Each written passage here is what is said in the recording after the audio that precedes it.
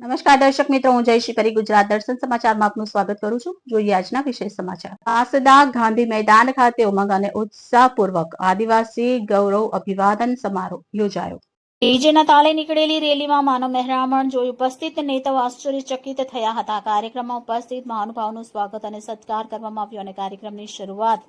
હનુમાનબારી 4 રસ્તા ખાતે મૂકવામાં આવેલ ભગવાન બિરસા મુંડાજીની પ્રતિમાની વલસાડ ડાંગના સાંસદ ધવલભાઈ પટેલ અને ઉપસ્થિત મહાનુભાવો દ્વારા પૂજા અર્ચના કરી. ત્યારબાદ હનુમાનબારી 4 રસ્તાથી હજારોની સંખ્યામાં કાર્યકરો દ્વારા ધવલભાઈ પટેલની આગેવાનીમાં ગાંધી મેદાન સુધી રેલી કાઢવામાં આવી, જેમાં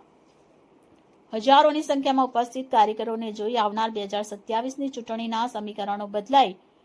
તો નવાઈ નથી એવી લોકમુખે ચર્ચા થઈ અને મોટી સંખ્યામાં લોકો ઉમટ્યા હતા. ગાંધી મેદાન ખાતે કાર્યક્રમની શરૂઆત દીપ પ્રાગટ્ય તેમજ આદિવાસી સાંસ્કૃતિક કાર્યક્રમ દ્વારા કરવામાં આવી હતી. ત્યારબાદ કાર્યક્રમમાં ઉપસ્થિત મહાનુભાવોનું સ્વાગત પુષ્પગુચ્છ આપી આદિવાસી પરંપરાગત કરવામાં આવ્યું. મંચ પરથી સાંસદ ધવલભાઈ પટેલ દ્વારા વિશાળ જનમેદનીને સંબોધન કરી ત્યારે તેમની વાણીમાં જણાવ્યું, કોઈ પણ તકલીફ હોય તો મને કહો. વાસંદાની મારી પ્રિય જનતાનો હું જ ધારાસભ્ય છું અને સરકારની યોજના અને સરકારની પંચાયતથી પાર્લામેન્ટ સુધીની અવિશ્વસનીય કામગીરી અને વિકાસની દિશામાં હરણફાળ ભરતી સરકારની કામગીરી વિશે વિસ્તૃત માહિતી આપી હતી. તેમજ જાહેર મંચ પરથી જણાવ્યું કે આટલી મોટી વિશાળ જનમેદની જોઈ આવનાર 2027માં વાસંદામાં ભાજપનો ધારાસભ્ય હું નિશ્ચિતપણે લાવીશ એવો હુંકાર પણ કર્યો હતો. આ પ્રસંગે કેબિનેટ મંત્રી નરેશભાઈ પટેલ, જયરામભાઈ ગામિત, ગુજરાત ઉપાધ્યક્ષ અને ધારાસભ્ય અરવિંદભાઈ, ધારાસભ્ય વિજયભાઈ પટેલ, મોહનભાઈ ડોડિયા, મોહનભાઈ કોકણી, રાકેશભાઈ દેસાઈ, નવસારી પ્રમુખ ભૂરાભાઈ શાહ, ડાંગ પ્રમુખ કિશોરભાઈ ગામિત, અશોકભાઈ ધોરચિયા, મહામંત્રી લોચનભાઈ શાસ્ત્રી ધોડિયા તેમજ નવસારીના બિલીમોરા ગણદેવી, વાસંદાના સંગઠનના હોદ્દેદાર, પ્રદેશના હોદ્દેદાર, તાલુકા પંચાયતના સભ્યો, જિલ્લા પંચાયતના સભ્યો, સરપંચ, કાર્યકરો તેમજ કાર્યક્રમના અંતમાં આભાર વિધિ કરી હતી અને મોટી સંખ્યામાં આવેલ જનતા માટે ભોજન વ્યવસ્થા પણ કરવામાં આવી હતી. આદિજાતિ મોરચા પ્રદેશ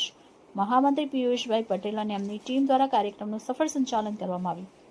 રિપોર્ટર અમિત મહેસુરિયા, ગુજરાત દર્શન સમાચાર, નવસારી. આજે આપણા નવસારી જિલ્લાના વાંસદા વિધાનસભા અને વાંસદા તાલુકામાં એક ભવ્ય આદિવાસી મહાસંમેલનનું આયોજન કરવામાં આવ્યું અને એના અંતર્ગત એક સાથે હજારો આદિવાસીઓ નવસારી જિલ્લા અને આજુબાજુના જિલ્લાઓના જમાતીય આદિવાસી સંસ્કૃતિ અને પરંપરાઓને મનાવવા માટે નરેન્દ્ર મોદી સાહેબમાં વિશ્વાસ એમણે જતાવ્યો છે. એની સાથે સાથે જે આદિવાસી સમાજના માટે સારું કામ કરી રહ્યા છે નરેશભાઈ પટેલ, અરવિંદભાઈ પટેલ અને ગણપતભાઈ વસાવા સાહેબનું પણ અભિવાદન કર્યું અને ખાસ કરીને જે નવયુવાન આદિવાસી સમાજમાં સારું કામ અલગ અલગ ક્ષેત્ર કરી રહ્યા છે એમને પણ ચિહ્નિત કરીને એમનું પણ આજે અમે અભિવાદન કર્યું છે, એમને એવોર્ડ આપ્યો છે અને આ જ રીતે અમારા આદિવાસી સમાજના નવયુવાનો હજુ રીતે કઈ રીતે ઉપર આવે એના માટે પૂરો પ્રયત્ન કરી રહ્યા છે અને જે રીતનો જનપ્રતિસાદ આજે જોયો છે એનાથી હું 100% ખાતરી સાથે કહી શકું છું કે વાંસદા, ડેડિયાપાડા સહિત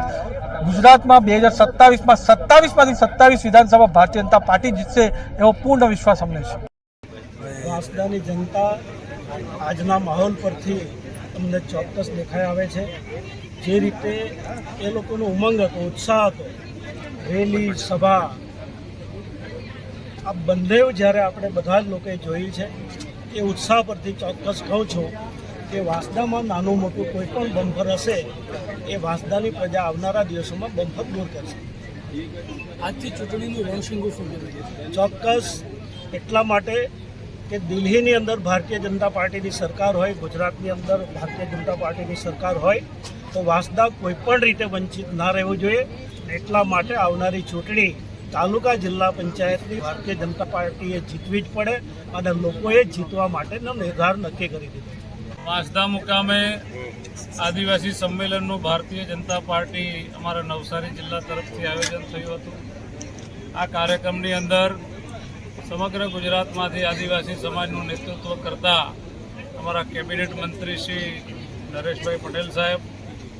અમારા નવનિયુક્ત ભારતીય જનતા પાર્ટીના ઉપપ્રમુખ શ્રી અરવિંદભાઈ, આ વિસ્તારના નવયુવાન સાંસદ આદરણીય શ્રી ધવલભાઈ, અમારા ભારતીય જનતા પાર્ટીના અધ્યક્ષ શ્રી ભૂરાભાઈ અને નવસારી જિલ્લાના ધારાસભ્ય શ્રી, અમારા ડાંગના દંડક શ્રી, અમારા મંત્રી શ્રી જયરામભાઈ, આ તમામ મહાનુભાવોની હાજરીમાં આજનું આદિવાસી સંમેલન થયું છે. અને આપ સૌએ જોયું હશે કે જે પ્રકારે આદિવાસી સમાજે ઉત્સાહપૂર્વક આ આદિવાસી રેલી અને આદિવાસી સંમેલન અહીંયા અદ્ભુત રીતે પાર પાડ્યું છે એ આખા ગુજરાતની અંદર અત્યાર સુધીમાં અમે અને નરેશભાઈએ જેટલા પણ પ્રવાસ કર્યા છે એ પ્રવાસમાં એક અનેરો ઉત્સાહ આદિવાસી સમાજમાં અમે જોઈ રહ્યા છે અને આદિવાસી સમાજ એ ભારતીય જનતા પાર્ટી આદરણીય પ્રધાનમંત્રી શ્રી નરેન્દ્રભાઈ મોદી સાહેબના માર્ગદર્શનમાં અમારા મુખ્યમંત્રી શ્રી ભૂપેન્દ્રભાઈ પટેલ સાહેબ અને જગદીશભાઈ વિશ્વકર્મા સાહેબના માર્ગદર્શન હેઠળ જે પ્રકારે આદિવાસી સમાજમાં ભૂતકાળની સરકારોએ માત્ર વોટ બેંક તરીકે આદિવાસી સમાજનો ઉપયોગ કર્યો હતો અને વર્ષોથી આદિવાસી સમાજ જે વિકાસને ઝંખી રહ્યો હતો એ રોડ રસ્તા પીવાના પાણીની સગવડ આદિવાસી વિદ્યાર્થીઓને ભણવા માટે શાળા કોલેજો યુનિવર્સિટી હોસ્ટેલો આદિવાસી વિસ્તારની અંદર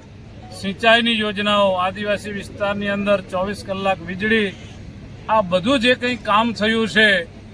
એ ભારતીય જનતા પાર્ટીની સરકારમાં થયું છે એટલે આદિવાસી સમાજ એ અગાઉ પણ ભારતીય જનતા પાર્ટી સાથે જોડાયેલો હતો